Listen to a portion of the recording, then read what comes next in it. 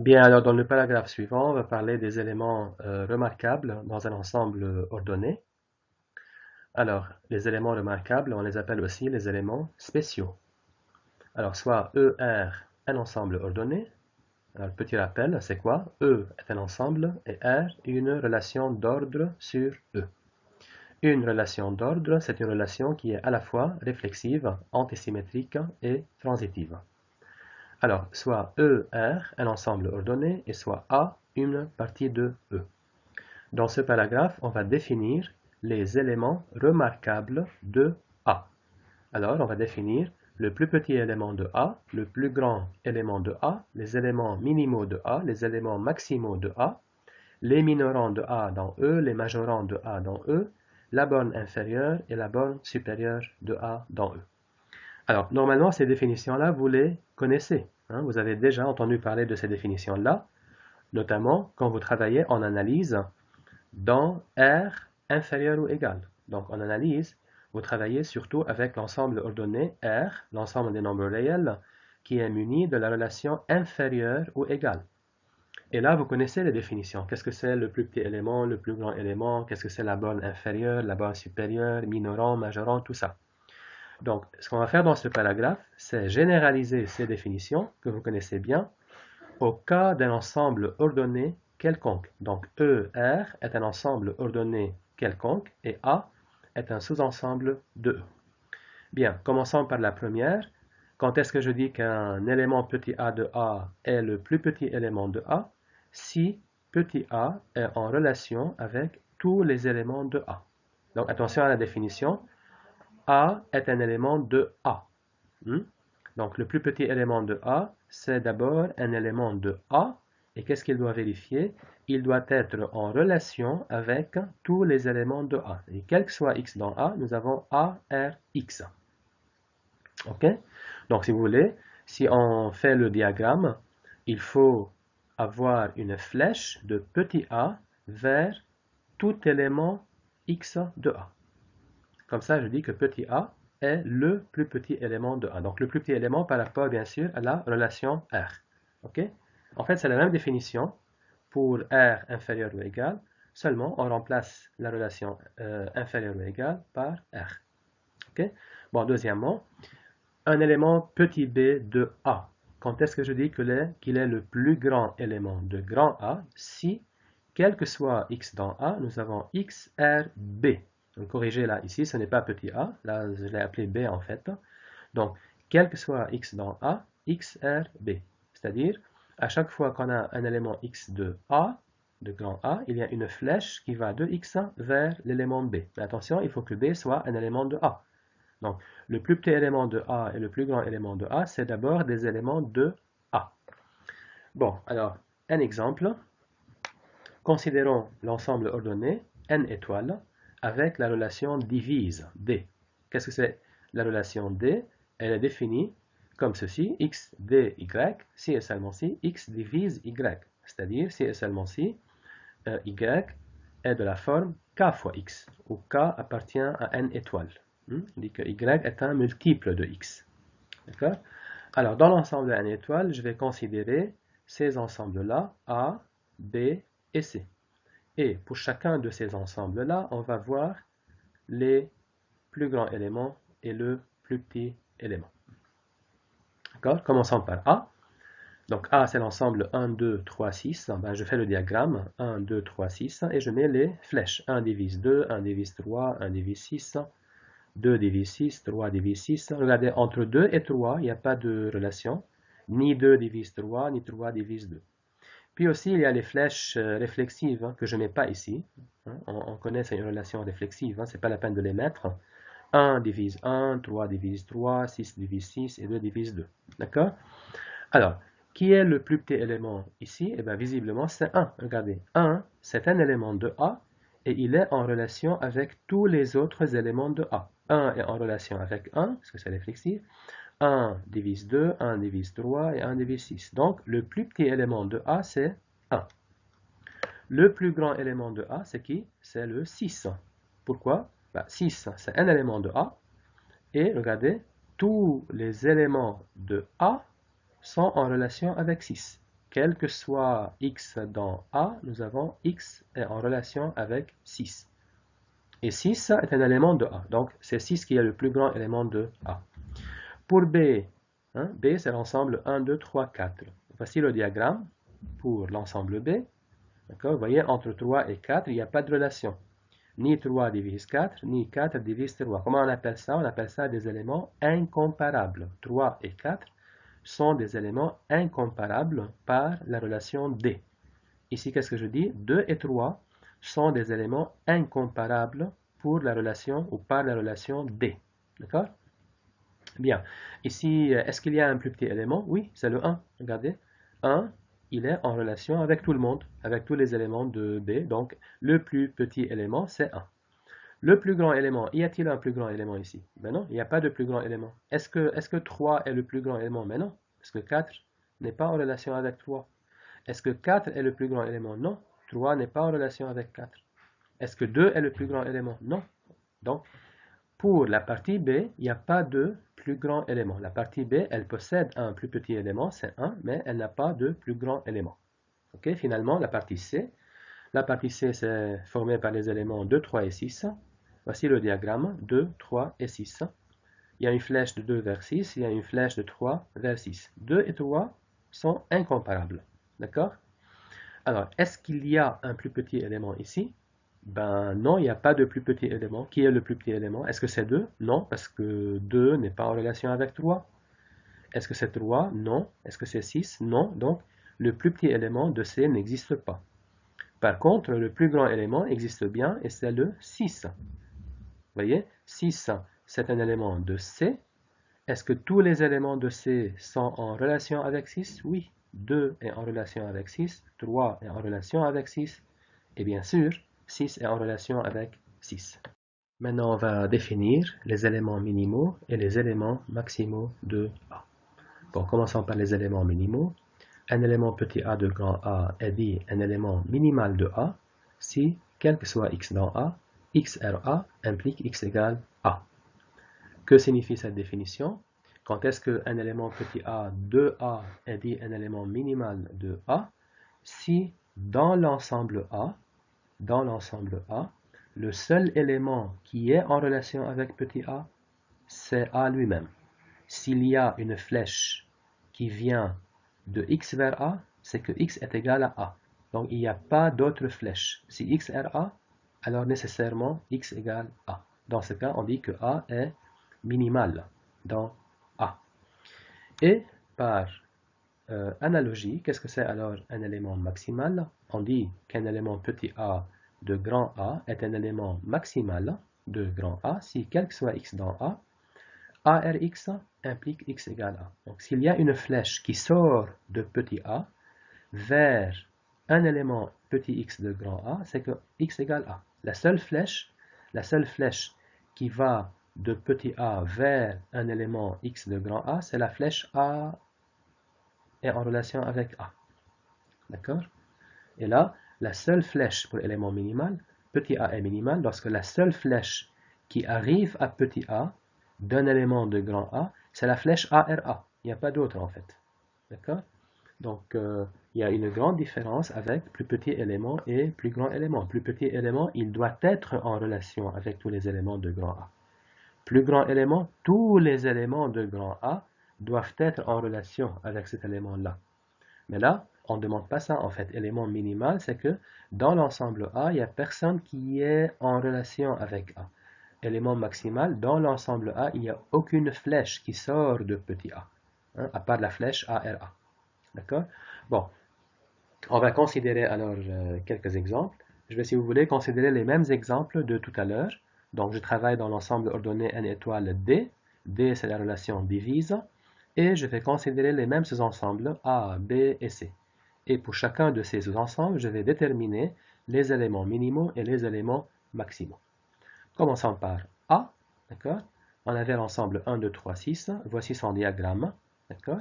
On avait dit que 1 est le plus petit élément et 6 est le plus grand élément de A, n'est-ce pas? Maintenant, est-ce qu'il y a des éléments minimaux? Quels sont les éléments minimaux ici? Eh bien, 1, vous voyez, 1, il est minimal, par définition. Est-ce qu'il il y a une flèche qui vient d'un autre élément de A vers 1? Non. D'accord?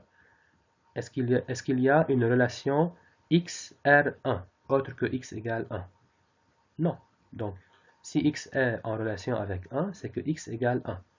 D'accord? Donc, 1 est un élément minimal de l'ensemble A. Est-ce qu'il y a une flèche qui vient vers 1 d'un autre élément de A? Non. La seule flèche XR1, où x appartient à A, c'est la flèche 1R1. D'accord? Qu'on ne met pas ici. Alors, éléments maximaux, il est clair que 6, qui est le plus grand élément ici, mais c'est aussi un élément maximal. D'accord? Est-ce qu'il y a une flèche qui sort de 6 vers un autre élément de A? Non. Est-ce que 6 est en relation avec 2? Est-ce que 6 R2? Non, c'est 2 qui est en relation avec 6. Est-ce qu'il y a une flèche qui sort de 6 vers 1? Non. Est-ce que 6 R3? Non. La seule flèche 6 RX, c'est 6 R6, avec x appartient à A bien sûr. Donc 6 est maximal et 1 est minimal. Donc dans cet exemple-là, on a un seul élément maximal et un seul élément minimal. Bon, voyons voir l'exemple B. B, c'est l'ensemble 1, 2, 3 et 4, et voici son diagramme pour la relation D. 1 est le plus petit élément, et en fait c'est aussi un élément minimal. À chaque fois qu'on a un élément, un plus petit élément, alors c'est un élément minimal et en fait c'est le seul. Comme ici. À chaque fois qu'il y a un plus grand élément, c'est un élément maximal et en fait c'est le seul. D'accord? Ici, on a un plus petit élément qui est 1, donc c'est un élément minimal et c'est le seul élément minimal de B. Ok?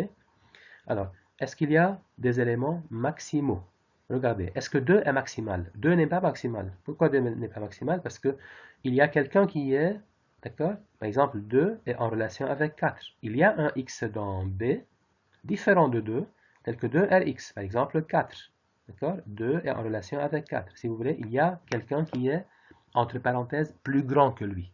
Mais plus grand, c'est pour la relation D, c'est-à-dire, il y a quelqu'un, x ici, tel que 2 est en relation avec x. Ok? Donc 2 n'est pas maximal. Est-ce que 1 est maximal? 1 n'est pas maximal. Regardez, ben, 1 est en relation avec 3, avec 4, avec 2. Donc, il y a plein de x dans B ou 1 Rx. Donc, 1, évidemment, n'est pas maximal. Bon, est-ce que 3 est maximal? Réponse oui, 3 est maximal. Est-ce qu'il y a une flèche qui sort de 3 vers un autre élément de B? Réponse non, donc 3 est maximal. 4 aussi est maximal. Regardez, est-ce qu'il y a une flèche qui sort de 4? Non. Est-ce que 4R2? Non. Est-ce que 4R1? Non. Est-ce que 4R3? Non. Le seul x tel que 4Rx, le seul x de B tel que 4Rx, eh bien c'est x égale 4. Donc, par définition, 4 est maximal. Bon, nous arrivons au troisième exemple. La partie C, formée par les éléments 2, 3 et 6. Voici son diagramme, 2, 3, 6. OK? Bon, là, il n'y a pas de plus petits éléments. Mais, est-ce qu'il y a des éléments minimaux? Réponse oui. 2, il est minimal. Est-ce qu'il y a une flèche qui vient vers 2 d'un autre élément de C? Non. Donc 2 est minimal. 3 est-il minimal? Oui, 3 est minimal. Pas de flèche qui vient vers 3. Hein? Est-ce que 2 est en relation avec 3? Non. Est-ce que 6 est en relation avec 3? Non. Donc, le seul x tel que x est 3, eh bien c'est x égale 3. Par définition, qu'est-ce qu'on dit? 3 est un élément minimal de C. Okay? 2 est minimal, 3 est minimal. Vous voyez, là, dans cet exemple-là, j'ai deux éléments minimaux, alors que je n'ai pas un plus petit élément. Bon, plus grand élément, c'était 6. Donc, comme je viens de dire tout à l'heure, lorsqu'il y a un plus grand élément, c'est 6 ici, c'est un élément maximal, bien sûr, et c'est le seul élément maximal. Bon, on arrive maintenant aux définitions 5 et 6 pour les éléments minorants et les éléments majorants de A dans E. Alors, par définition, un élément U de E est dit un minorant de A dans E si, quel que soit x dans A, nous avons URX. Vous voyez, quel que soit x dans A, URX, est-ce que c'est la même chose que plus petit élément? En fait, pas tout à fait. D'accord? Qu'est-ce que j'ai dit ici en fait? U est un élément de E et pas un élément de A. Donc, un minorant de A dans E, ce n'est pas forcément un élément de A, c'est un élément de E. D'accord? Si un minorant U de E appartient aussi à A, c'est-à-dire si U appartient à A, et s'il vérifie quel que soit x dans A, URx, eh bien dans ce cas, on l'appelle le plus petit élément de A. Donc un minorant de A qui est un élément de A, ça devient quoi? Ça devient le plus petit élément de A. Ok? Alors, les majorants de A dans E, quand est-ce qu'un élément V, voyez, de E est dit un majorant de A? Si quel que soit x dans A, nous avons x, R, V. Donc la même remarque précédente, un majorant de A dans E n'est pas nécessairement un élément de A, c'est un élément de E. Si un majorant de A appartient à A, et si V appartient à A, et s'il vérifie quel que soit x dans A, x est V, comment on appelle V dans ce cas-là? D'après la définition numéro 2, on appelle le plus grand élément de A. D'accord? Donc, quelques exemples. Je vais considérer encore une fois les mêmes exemples de tout à l'heure. On travaille avec l'ensemble ordonné n étoiles divise et je vais considérer les ensembles A, B, C comme précédemment. Commençons par A. A, c'est l'ensemble 1, 2, 3 et 6. Bon, on a vu que 1 était le plus petit élément, et donc c'est le seul élément minimal. On a vu que 6, c'est le plus grand élément de A, et donc c'est le seul élément minimal. D'accord. Alors, quels sont les majorants de A dans E, dans n étoiles? Qu'est-ce que c'est un minorant de A dans n étoiles? C'est un élément de n étoiles qui est en relation avec tous les éléments de A. C'est-à-dire, je veux un élément qui s'appelle petit u, par exemple, de n étoiles, qui vérifie quoi? Qui divise 1, qui divise 2, qui divise 3 et qui divise 6. Ben, il n'y a que 1. D'accord? Un élément de n étoiles qui divise 1 et 2 et 3 et 6, eh bien c'est 1. D'accord? Donc, le seul minorant de A dans E, dans n étoiles, eh bien c'est 1. Bon, regardons les majorants maintenant. Qu'est-ce que c'est un majorant de A dans n étoiles? Un majorant de A dans n étoiles, c'est un élément de n étoiles. Je vais l'appeler V si vous voulez. Qu'est-ce qu'il doit vérifier? V doit vérifier que 1 divise V, 2 divise V, 3 divise V et 6 divise V. C'est-à-dire, V est un multiple de 1, est un multiple de 2, et est un multiple de 3, et un multiple de 6. Donc, V doit être un multiple du PPCM entre 2, 3 et 6, qui est égal à combien? Qui est égal à 6, n'est-ce pas? Donc, V doit être un multiple de 6. C'est-à-dire, les majorants de A dans n étoile, eh bien, sont 6, mais il n'y a pas que le 6. Tous les multiples de 6 sont aussi des majorants. 6, 12, 18, 24, ainsi de suite, et ainsi de suite. Donc ici, l'ensemble A, il possède un seul minorant qui est 1, il possède une infinité de majorants, d'accord? Qui sont tous les multiples de 6.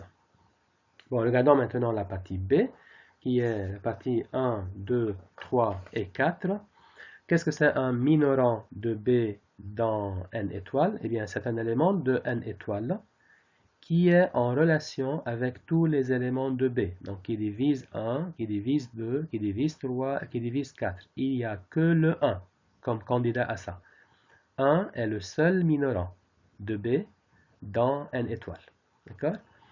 Alors, les majorants de B dans n étoile, c'est quoi un majorant de B dans n étoile? C'est un élément V qui appartient à n étoile.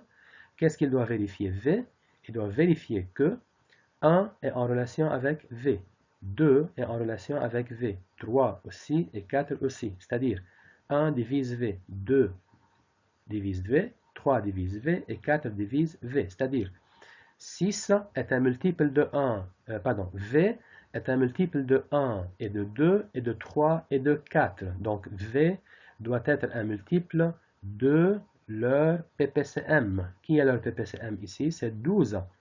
Donc, pour que V soit un majorant de B dans n étoile, il faut que B soit un multiple de 12. Alors, les majorants de B dans n étoile sont 12, 24, 36, 48, ainsi de suite, ainsi de suite. OK? Donc là aussi, il y a un seul minorant et il y a une infinité de majorants. Bon, regardons l'exemple C. qui est formé des éléments 2, 3 et 6. Alors, un minorant de C dans n étoile, c'est quoi? C'est un élément U qui appartient à n étoile et qui vérifie quoi? U doit diviser 2, diviser 3 et diviser 6. Alors, quels sont les éléments qui divisent en même temps 2 et 3 et 6? Il y a un seul candidat, c'est le 1. Le seul élément de n étoile qui divise 2 et 3 et 6, eh bien c'est 1. Donc, C possède un seul minorant qui est 1. OK? Alors, les majorants de C dans n étoile, comme tout à l'heure, qu'est-ce que c'est un majorant de C dans n étoile? C'est un élément V qui appartient à n étoile et qui vérifie quoi? Qui vérifie que 2 divise V, 3 divise V, 6 divise V. Donc, je veux que V soit un multiple de 2 et de 3 et de 6. Donc, soit un multiple de leur PPCM. Mais leur PPCM ici, c'est 6. Donc, je veux tous les multiples de 6. Les majorants de C dans une étoile, eh bien, c'est tous les multiples de 6. Donc, c'est 6, 12, 18, 24, ainsi de suite, et ainsi de suite. Voilà, on arrive maintenant aux dernières définitions. Borne inférieure de A et borne supérieure de A. En fait, vous connaissez les définitions de borne inférieure et de borne supérieure. En analyse, qu'est-ce que vous dites? Lorsque je dis analyse, ça veut dire lorsqu'on travaille avec l'ensemble ordonné R des nombres réels, l'ensemble des nombres réels, muni de la relation inférieure ou égale. Dans ce cas-là, qu'est-ce que vous dites? Vous dites que si A est une partie de R, c'est quoi sa borne inférieure? Sa borne inférieure, c'est le plus grand des minorants de A. Et c'est quoi sa borne supérieure? C'est le plus petit majorant de A, n'est-ce pas? En fait, ici, en général, on a exactement les mêmes définitions, seulement à la place de inférieur ou égal, on a une relation d'ordre quelconque qui s'appelle R. D'accord? Et donc, on va modifier un petit peu les définitions d'une façon convenable. Donc, M, un élément de grand E, est dit la borne inférieure de A si, d'abord M, premièrement, est un minorant de A dans E, et deuxièmement, si M' est un minorant de A dans E, alors M' est en relation avec M. Vous voyez, c'est une façon de dire que M, c'est le plus grand des minorants de A dans E. C'est un minorant de A dans E. Et si M' est un autre minorant de A dans E, qu'est-ce qui se passe alors? Vous voyez, M' est en relation avec M. Si vous voulez, M' est inférieur ou égal à M. Dans le cas où R, c'est inférieur ou égal. Hein? C'est une façon de dire que M est plus grand que M' aussi. Donc c'est ça, c'est le plus grand des minorants. C'est comme si vous considérez en fait l'ensemble des minorants de A dans E et vous cherchez le plus grand élément de cet ensemble-là pour la relation R. D'accord? Donc, la borne inférieure de A dans E, c'est le plus grand élément de l'ensemble des minorants de A dans E. Mais quand je dis le plus grand élément, attention, ce n'est pas pour la relation inférieure ou égale, c'est pour la relation avec laquelle je travaille, c'est la relation R. Dans ce cas, je note M égale inf de A dans E. Bon, une définition analogue pour borne supérieure. Donc, quand est-ce que je dis un élément grand M de E est la borne supérieure de A dans E? Donc, qu'est-ce qu'on a dit tout à l'heure? Borne supérieure, c'est le plus petit des majorants. Donc, regardez ce que j'ai dit ici. Premièrement, M est un majorant de A dans E, mais ce n'est pas suffisant. Il faut qu'il soit le plus petit majorant. Comment je dis c'est le plus petit majorant? Le plus petit pour R. Donc, si M' est un majorant de A dans E, qu'est-ce qui se passe? M est en relation avec M'. C'est comme si vous dites M est inférieur ou égal à M'. OK? Donc, autrement dit, la borne supérieure de A dans E, c'est le plus petit élément de l'ensemble des majorants de A dans E. Mais quand je dis le plus petit élément, c'est pour quelle relation? C'est pour la relation R, d'accord, avec laquelle je travaille. Dans ce cas-là, je note M égale sup de A dans E. Voilà, reprenons les exemples de tout à l'heure. Dans N étoile D, considérons les mêmes ensembles A, B et C. Et voyons voir. Pour l'ensemble A, nous avons obtenu que 1 était le seul minorant. D'accord? Comme 1 est le seul minorant, alors là, on n'a pas le choix. La borne inférieure, c'est 1. D'accord? Parce que moi, je dois chercher, pour chercher la borne inférieure, qu'est-ce que je fais? Je cherche tous les minorants et dans l'ensemble de tous les minorants, je regarde le plus grand élément pour la relation R. Et c'est ça la borne inférieure. Mais là, il y a un seul minorant, c'est 1. Donc, c'est ça la borne inférieure de A dans n étoiles. D'accord? Alors, pour les majorants, il y en avait une infinité. Quels étaient les majorants de A dans n étoile? On avait 6, 12, 18, 24, et ainsi de suite, et ainsi de suite. C'est quoi le plus petit, hein, de ces majorants, de ces minorants, pardon, de ces majorants, oui, par rapport à la relation D? Eh bien, c'est le 6. Donc, 6, c'est ça, la borne supérieure de A dans n étoile. Bon, passons à l'ensemble B, et l'ensemble 1, 2, 3 et 4. Eh bien, pareil, l'ensemble B possède un seul minorant qui est 1, et comme il y a un seul minorant, alors c'est la borne inférieure.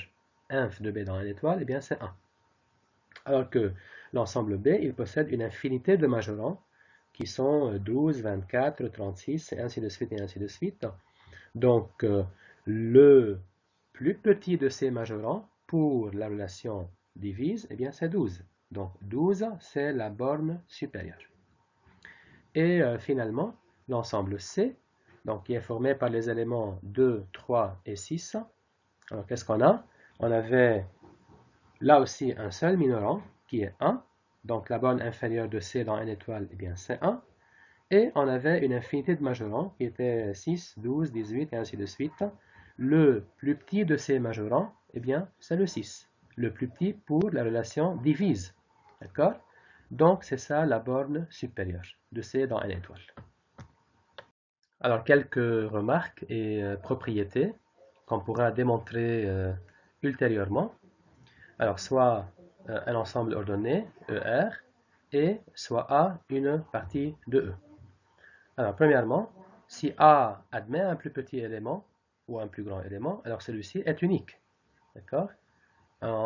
L'ensemble A ne peut pas avoir deux plus petits éléments ou deux plus grands éléments. Hein? Si A possède un plus petit élément, alors il possède un seul plus petit élément. Et même chose, s'il a un plus grand élément, alors ce plus grand élément est unique. Alors, est-ce qu'on peut dire la même chose pour les éléments minimaux ou maximaux? Non. On a vu dans les exemples que l'ensemble A, il peut avoir plusieurs éléments maximaux. D'accord? Donc, l'ensemble A, il peut avoir plusieurs éléments minimaux ou plusieurs éléments maximaux, comme il peut ne pas en avoir. C'est-à-dire, on peut trouver un ensemble A qui n'a pas d'éléments minimaux ou qui n'a pas d'éléments maximaux. Si vous voulez un exemple, bah, le voici. Considérons le même ensemble ordonné, n étoile D, d'accord? Et je vais considérer A égale n étoile lui-même. Est-ce que A possède un élément maximal? En fait, non. Aucun élément de n étoile n'est maximal pour la relation D. En effet, pour tout x dans n étoile, je peux toujours trouver une flèche qui sort de x vers un autre élément de n étoile. Par exemple, 2x. Regardez. Est-ce que x divise 2x ou 3x? Oui. Quel que soit x dans n étoile, on a x divise 2x. Donc, est-ce que x est maximal? Non. Donc, aucun élément de n étoile n'est maximal. Donc là, vous avez un exemple d'un ensemble ordonné et d'une partie A. Ben, A, c'est l'ensemble ordonné lui-même, c'est n étoile, qui n'a pas d'éléments maximaux. OK? Donc, la troisième remarque, lorsqu'il y a un plus petit élément, petit a, alors ce plus petit élément, c'est le seul élément minimal de grand A, et c'est la borne inférieure de A.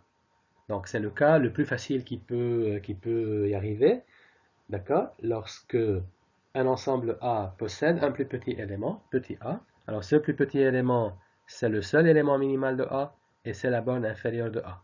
Là, on n'a pas à réfléchir, d'accord? Même remarque, lorsque l'ensemble A admet un plus grand élément. Lorsque petit b est le plus grand élément de grand A, alors ce petit b, c'est le seul élément maximal de A, et c'est en réalité la borne supérieure de A. La propriété 5, la borne inférieure de A dans E, ou la borne supérieure de A dans E, n'existe pas nécessairement.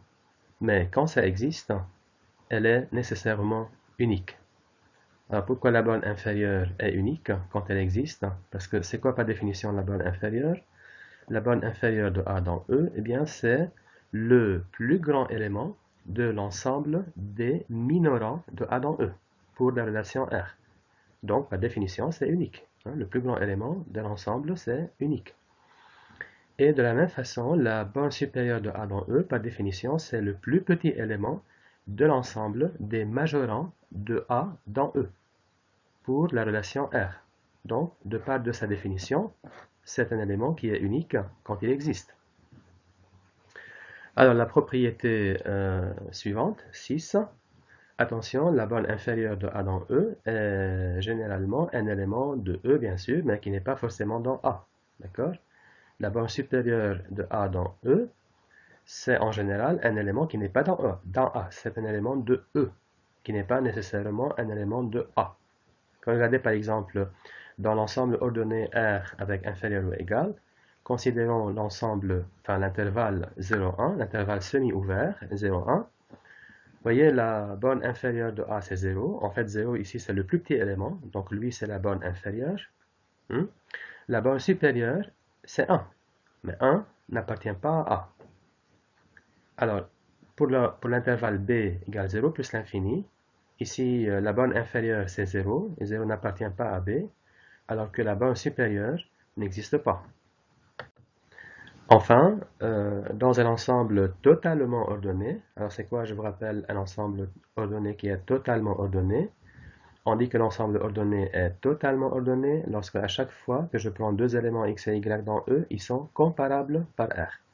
Quel que soit x et y dans E, on a x r y ou y r x. Alors comme R inférieur ou égal, ceci est un ensemble totalement ordonné.